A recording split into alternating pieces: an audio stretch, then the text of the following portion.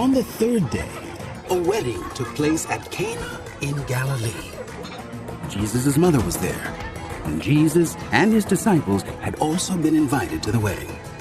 When the wine was gone, Jesus' mother said to him, "They have no more wine." Woman, why do you involve me? Jesus replied, My hour has not yet come. His mother said to the servants, "Do whatever he tells you."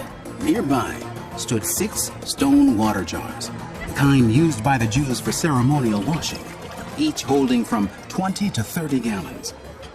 Jesus said to the servants, Fill the jars with water. so they filled them to the brim. Then he told them, Now draw some out and take it to the master of the banquet. they did so, and the master of the banquet tasted the water that had been turned into wine. He did not realize where it had come from, though the servants who had drawn the water knew. Then he called the bridegroom aside and said, Everyone brings out the choice wine first, then the cheaper wine after the guests have had too much to drink. But you have saved the best till now.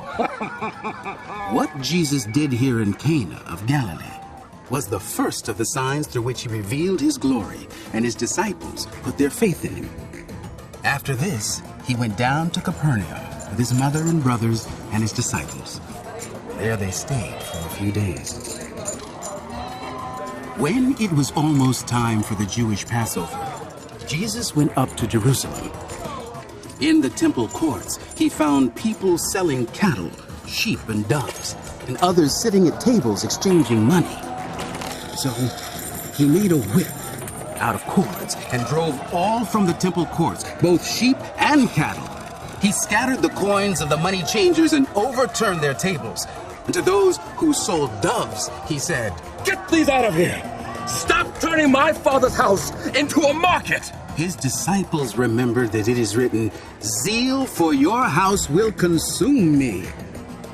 The Jews then responded to him, What sign can you show us to prove your authority to do all this? Jesus answered them, Destroy this temple, and I will raise it again in 3 days. They replied, It has taken 46 years to build this temple, and you are going to raise it in 3 days. But the temple he had spoken of was his body. After he was raised from the dead, his disciples recalled what he had said. Then they believed the scripture and the words that Jesus had spoken. Now, while he was in Jerusalem at the Passover festival, many people saw the signs he was performing and believed in his name. But Jesus would not entrust himself to them, for he knew all people. He did not need human testimony about them, for he knew what was in them.